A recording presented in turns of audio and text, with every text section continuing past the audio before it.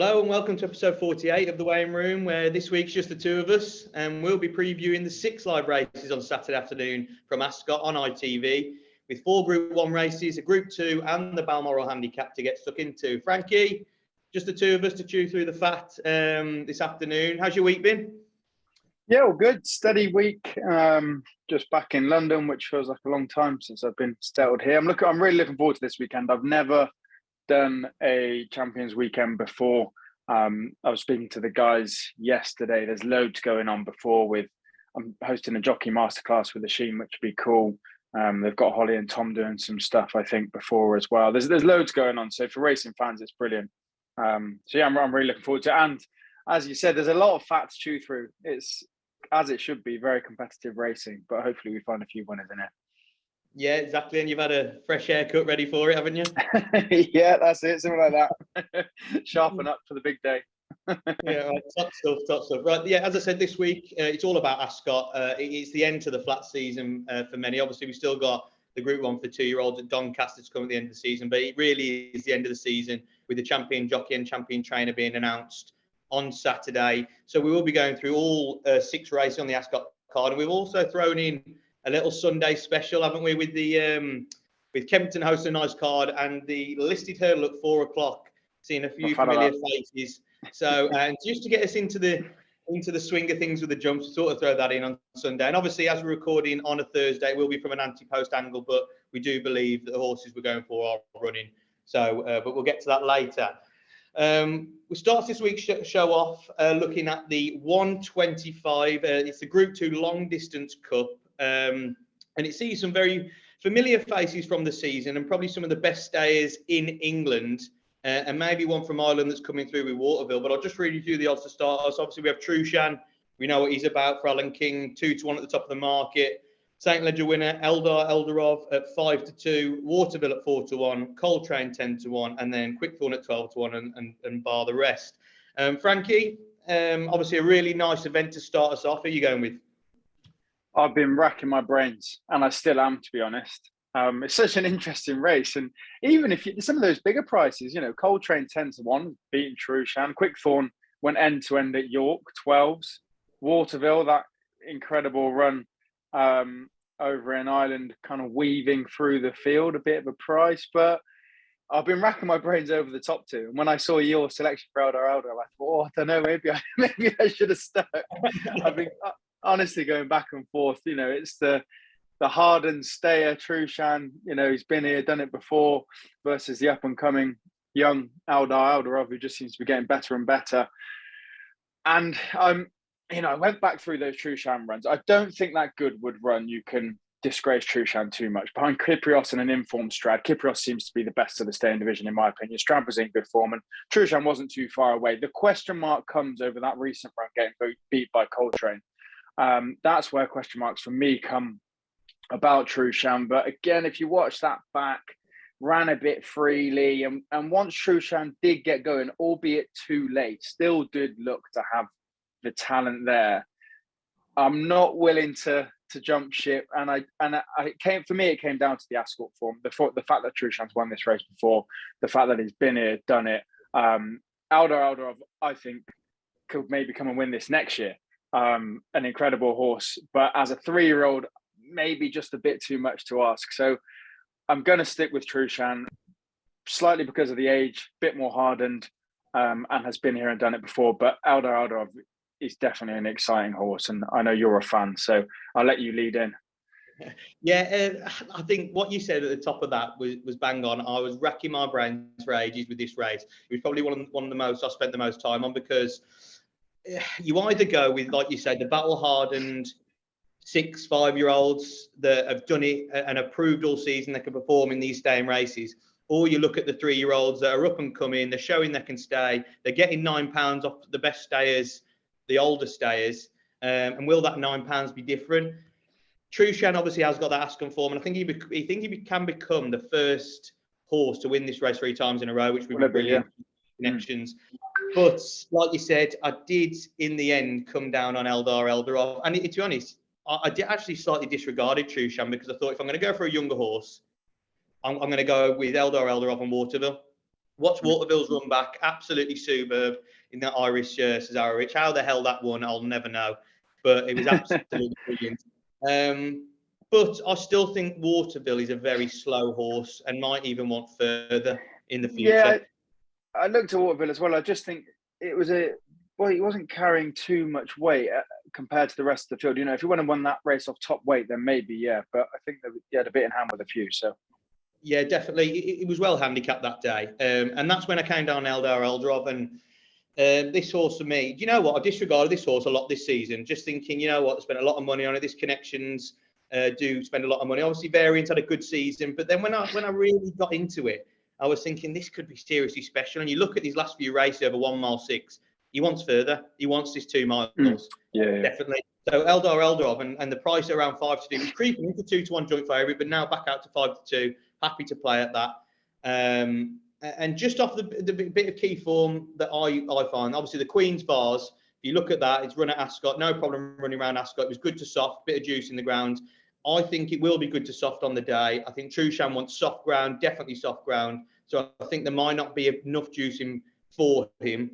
And Eldar Eldrov is absolutely perfect. And then his last run in the St. Ledger, if you actually look how it won, when he got there and got past him, David Egan definitely pulled it up. So I'm going to give it another go. You're right. Maybe Trueshan, Coltrane, even Quickthorn. I worry about Quickthorn running a poor race over in France in very deep ground to then 14 days later come back here and giving away £9 to these 3-year-olds. I do worry about that. But it's a great race and great horse in this. But Eldar Eldrov was the one I went with. I just think it wants that extra 2 furlongs. It runs over 1 mile 6. Have been absolutely brilliant in the St. Ledger and Queen's Vase. And he's only poor run probably in the Grand Prix de Paris, and it was just too far back that day, and that was over 1 mile 4. So yeah, for me, Eldar in the first. But look, we spent a lot of time on that, and I think we had to because it is a good, really good renewal of the race, and it could just be very, very tactical. But yeah, Eldar for me around the 5 to 2 mark. So the next one we're going to cover is the first Group 1 of the day at Ascot. It's the British Champion Sprint Stakes. And like the previous race, there's plenty of familiar faces from this season gone by. We have Creative Force looking to win back-to-back renewals of the race at 3 to 1. Rohan, a horse we love on this pod at 9 to 2. Kim Ross shoved in there. He's been performing absolutely brilliantly, but maybe the 6 furlongs might be too short, 13 to 2. Art Power hit the frame in this race 3 times, I think, around 17 to 2. And then we have Naval Crown, Perfect Power, Tenebrism, Brad the Reef around 11, or going up to 14 to 1, and obviously 14 to 1 bar the rest. A big field for this event, like it is every season. Frankie, who did you come down on?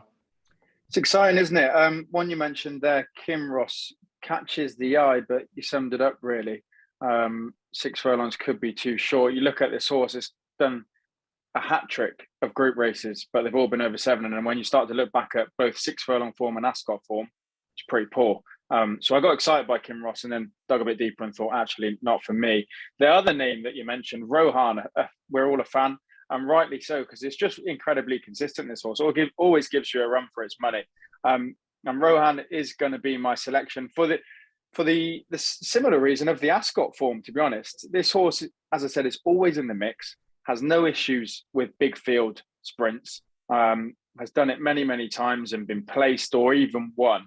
Has won twice at Ascot this year, once beating Summergand. I don't think that was the best race last time out, but won easily enough and probably quite a nice run to go into this race off the back of.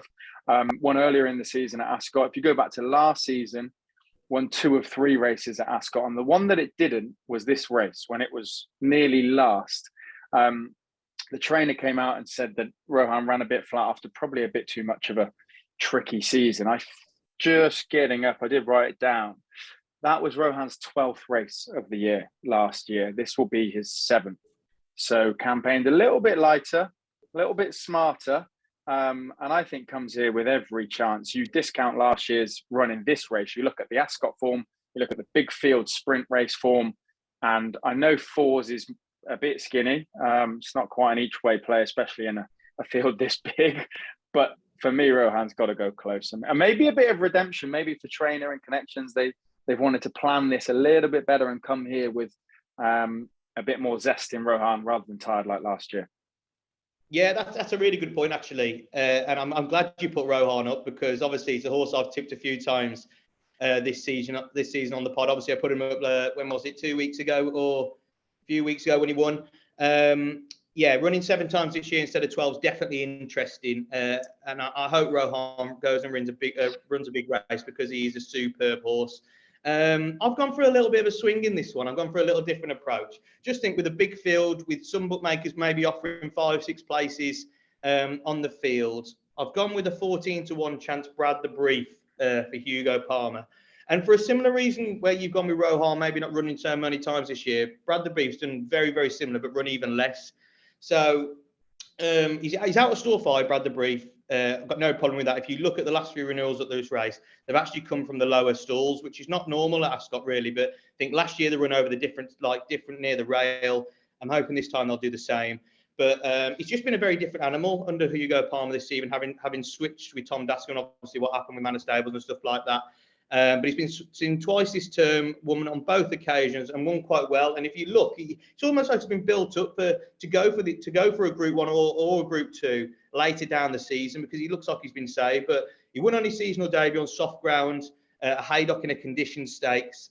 He then went to the Curragh and took the Group 2 Greenland Stakes, beat Moonyeaster and a Case of You that day, which is exactly what I need to see, really, when I'm looking down his form, because all he's been beating his other horses are maybe around the handicap level and listed. But going over there to win a Group 2, I think is quite substantial. Hasn't been seen since, actually. Then he's been a non-runner on 2 occasions, one at 7 furlongs at York and then back at 6 furlongs at Haydock. The reason for that, it looks like they were both good to firm ground, and I think he wants a bit of juice in the ground, and I think it will be good to soft at Ascot on Saturday. I'm not sure how much more rain's going to come, but I still think there will be some give in that turf, and that's exactly what he needs. I just thought 14-1, being fresher than most of the runners in this race, because we've seen these sprinters all season running in numerous races, running against each other numerous times. I just thought it was a different angle for Brad the Brief, bit fresher, having his chance in this Group 1. And obviously, in this race, you don't want to be the hard luck story, because you've got so many horses to pass. But if he's slightly prominent, Brad the Brief for me has got a massive chance of 14-1, and I really like his chances. So just a little bit of an each way play. Yeah, I think you're right. Hugo Palmer and Michael Owen have definitely put their heads together at the start of the year and set out to campaign horses a little bit better than what they have in the past. They've had quite a few winners that have either been well handicapped or well placed, or won on debut or after a break. So it's definitely worth taking a note of one from Manor House that's only ran twice, I think.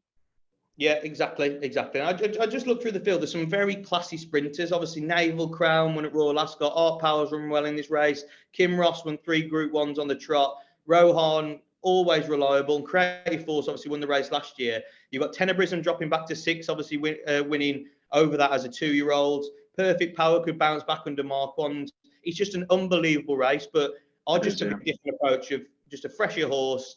Might just get the job done. And we have seen shocks in this race before with bigger prices winning. I think it was 66-1 Don Juan Triumphant, I think, for King Power.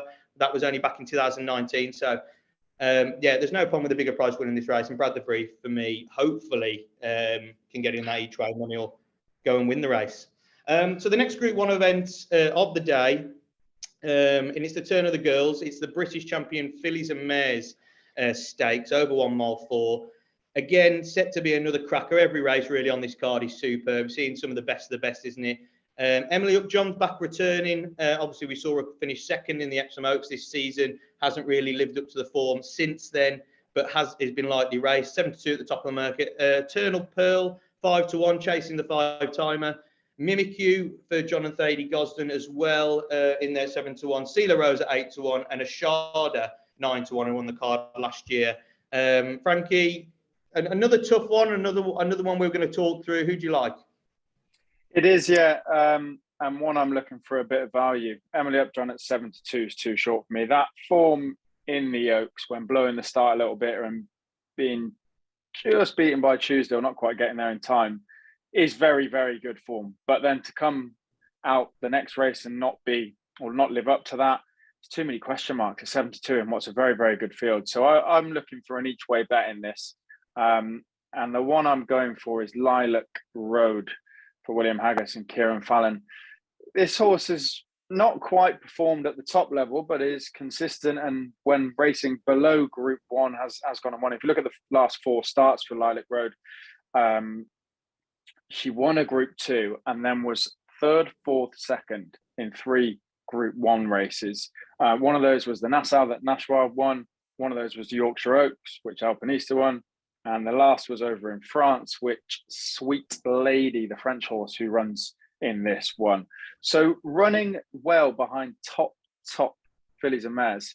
Not quite getting there at this level, but 18-1, I think we'll go close. And I think we'll have the chance to reverse the form with Sweet Lady, at least, over in England and on slightly better ground. That was soft ground, which seems to suit Sweet Lady that day, who I nearly put up as my selection. But given maybe being back in England, the ground not being as soft as it was that day, and Lilac Road just being a much better price at 18s, I think it's got a chance of being there. Maybe not winning, but going to be in the mixer.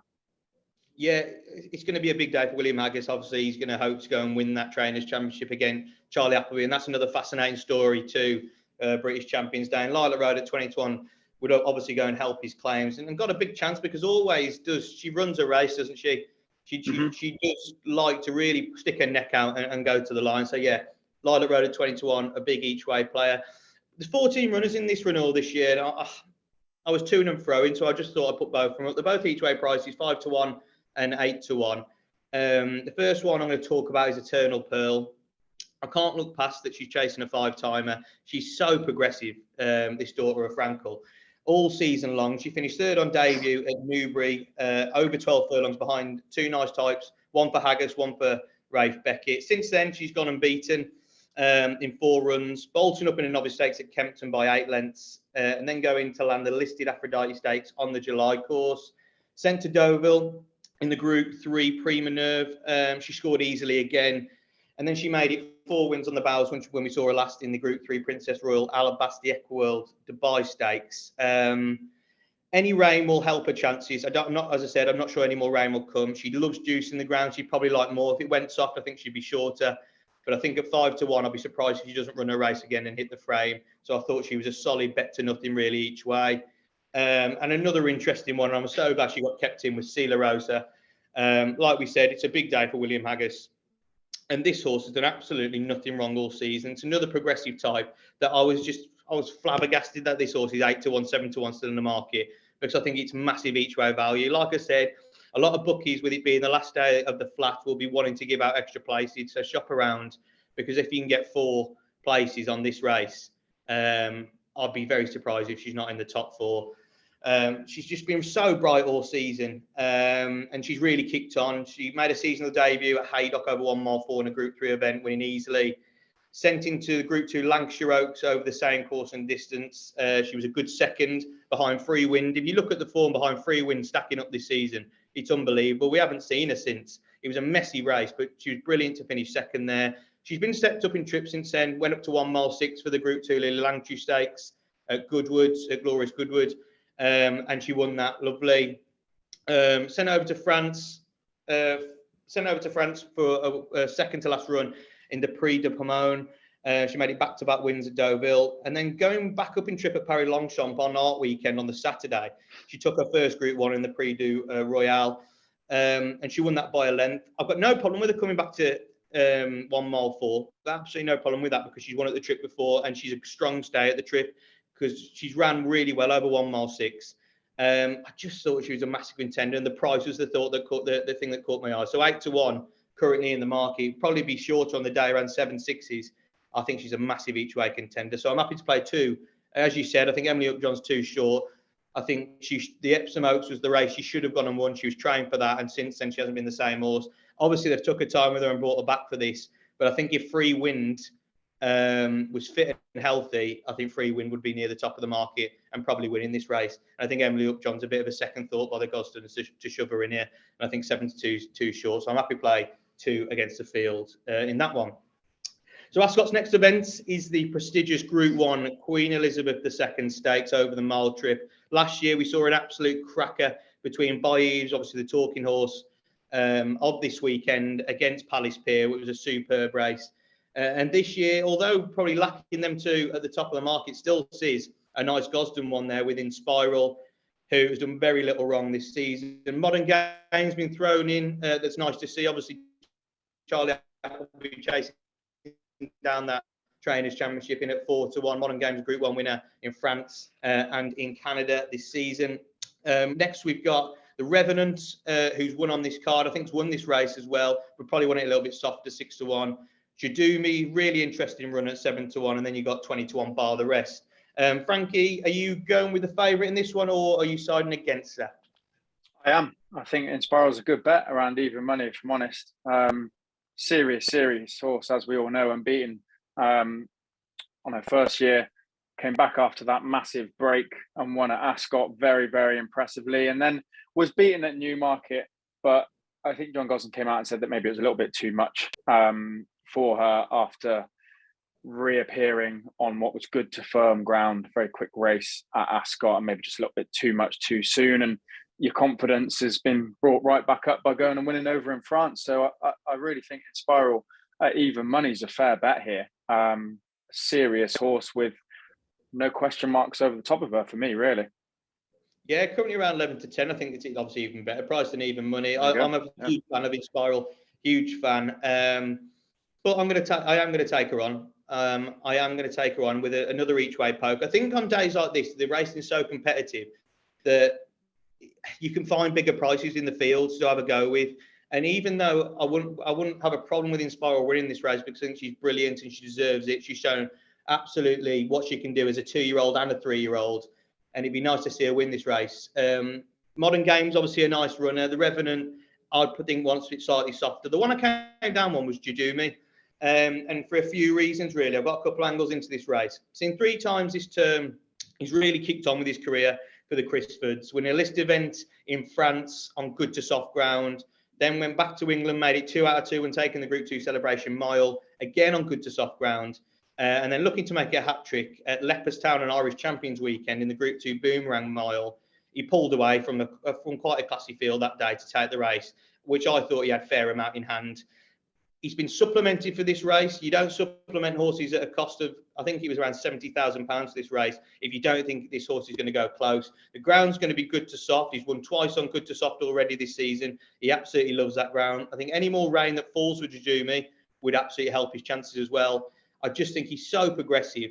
And at 7-1, I thought he was a massive each-way player against Inspire at the top of the market, 11-10. I was just happy to take that 7-1 than I was maybe the 11-10 for Inspiral, even though I do respect Inspiral. But I'm a massive fan of Jadumi, and I think he can run a big race in this one. So the feature event of the afternoon on Saturday is the Champion Stakes, where Baid, obviously, as we mentioned before, he's looking to finish off his career with a perfect 11 races in a row.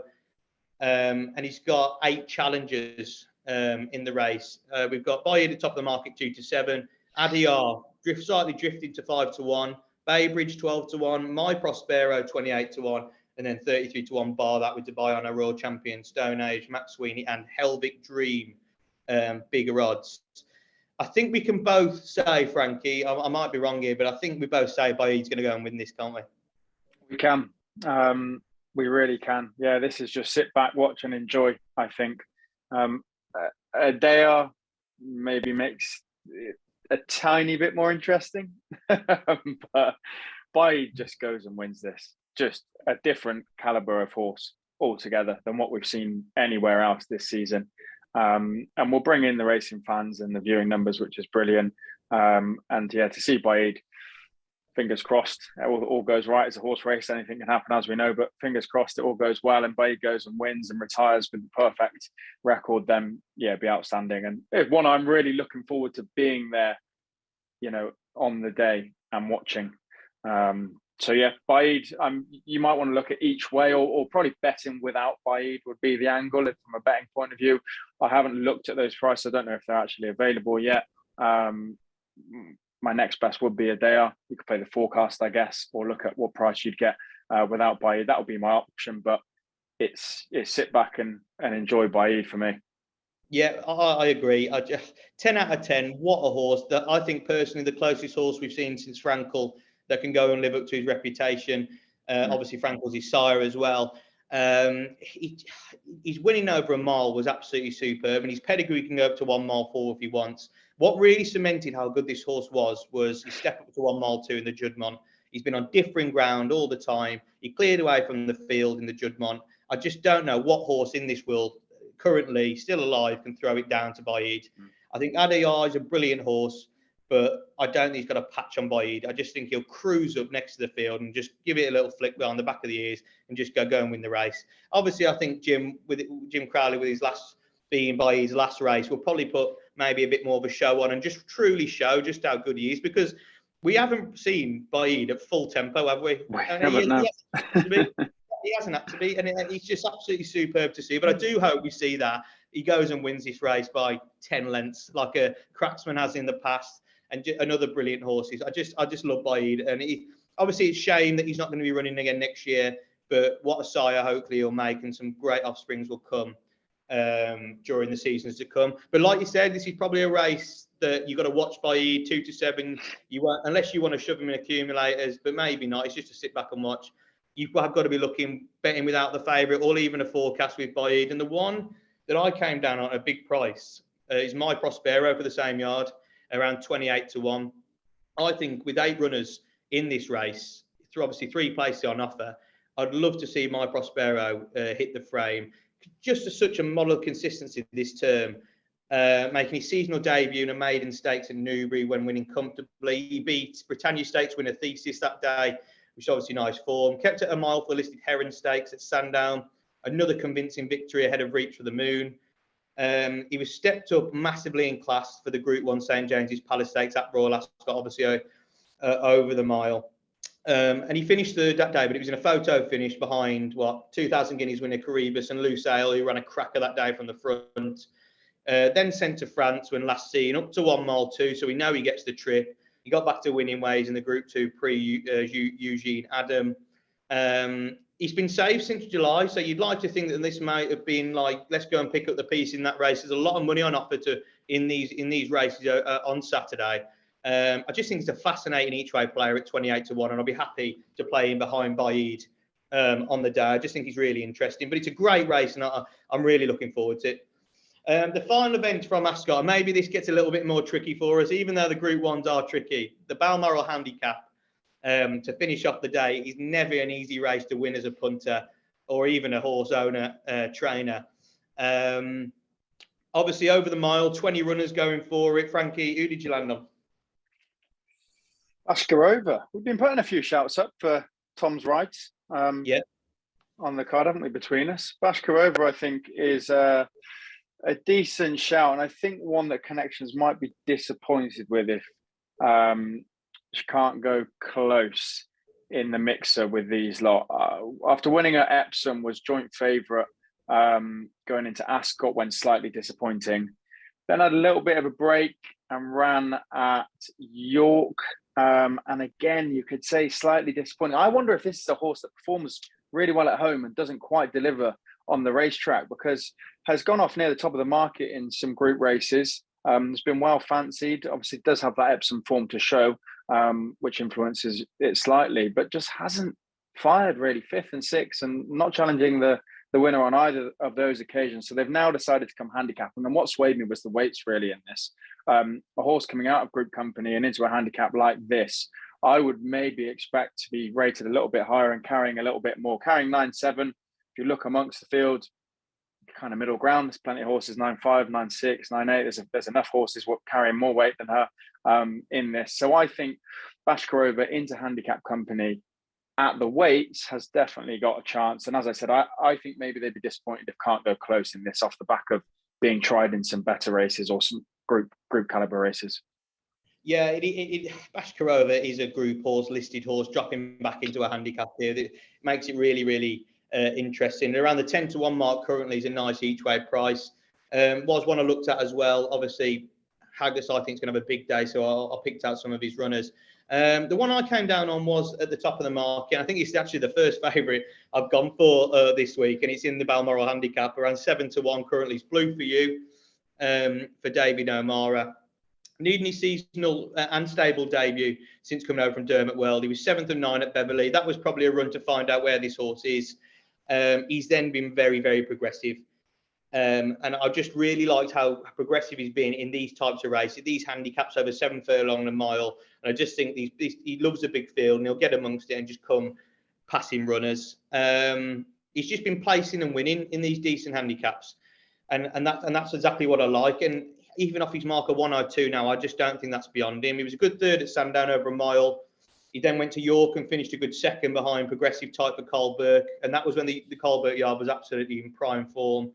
Sent back to York, he was narrowly behind Garley. Garley was a horse I was actually waiting on to be in this race. It was 16 to 1 at the anti-post mark, but it was like 38th in the field. Didn't get in, not enough, not a high enough mark to get in.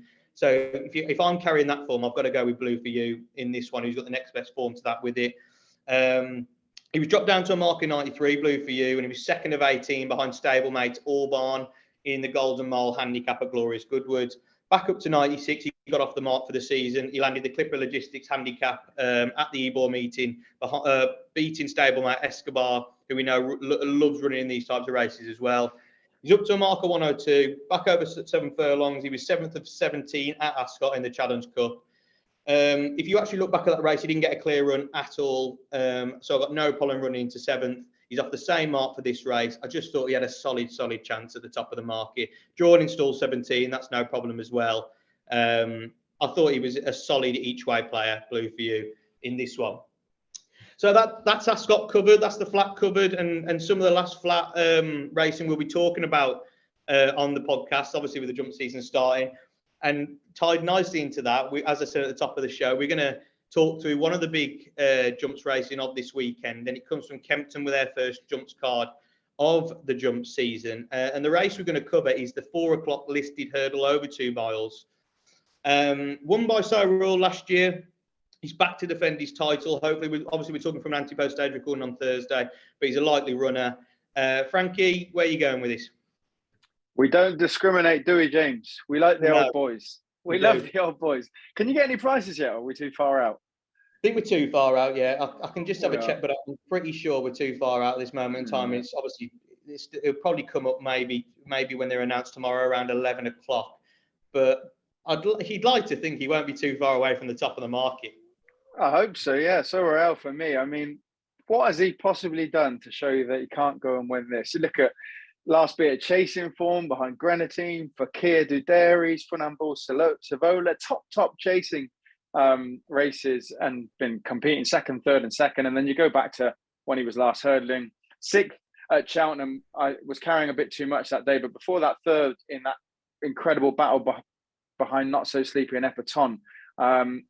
The form is there. Won this last year off a break, comes back again, has no problems going fresh. As I said, no signs of slowing down for the 10-year-old. Only seems to be getting better, in my opinion, or at least as good as he ever was. And yeah, to come here, he knows the drill. I really do think So Royale goes and wins this. I can't see anything else in the field that stands out as being the one to challenge. So yeah, I'm all over this. So Royale. Yeah, I tell you what, I'm so glad we've actually agreed on one this time, because I'm absolutely so Royale as well. The only issue I have with this horse, obviously, it's carrying 11 stone 8. It's got to give weight to the rest of the field. But when you actually look at it, if I like to move it, runs, it's a good horse. And any harm in asking, obviously, won it point to point against Constitution. He also got some very nice form there, and that could turn out to be a nice horse this season. I think that wants further. Obviously, we don't know if it's running yet, but I think that horse wants further. We know So Royale down to a T. He wants that 2 miles over hurdles. He wants that 2 miles over fences. And like you said, some of his exploits, he's absolutely brilliant. And we do not discriminate on this podcast against older horses. We absolutely love them. If you just look over hurdles, what's he done? He's won 3 Grade 2 elite hurdles. He's won a Welsh champion hurdle over fences.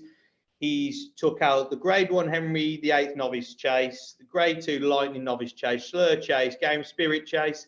He's just an unbelievable horse, and that's factoring in finishing behind the likes of Altior and other horses at 2 mile that are just superb. He's got all the form in the book. He won this race last season. He'll be fit enough again. He beat Silver Streak, who obviously won the race the season before. And Evan Williams would like to get that horse fit for this race. I just can't look past him. I hope he goes and wins. I think So Real's hopefully we obviously got the prices, but if he's anything above even money, I think he's a great bet in this one. So yeah, it's nice to see us finish on the same wavelength. So Real for both of us in that one. So now all it's time for, Frankie, is your nap, please, of the weekend. So Real would be one. Let's do this. I'd imagine they'll both be favourites and both be around even money. Inspiral and So Royale, that'd be the nap double for me. Lovely stuff, lovely stuff. I'm going to go for a little different approach.